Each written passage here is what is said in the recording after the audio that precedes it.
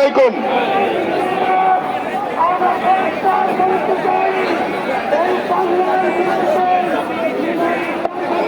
সংগ্রামী ভাই এবং বন্ধুগণ, বাংলাদেশ জামাত ইসলামী ঢাকা মহানগরের উদ্যোগে আয়োজিত পবিত্র মাহে রমাদান উপলক্ষে আজকের এই বিক্ষোভ মিছিল পূর্ব সমাবেশে এ পর্যায়ে আমাদের সামনে বক্তব্য রাখবেন বাংলাদেশ ইসলামী ছাত্র শিবিরের সাবেক কেন্দ্রীয় সভাপতি, বাংলাদেশ জামাত ইসলামী ঢাকা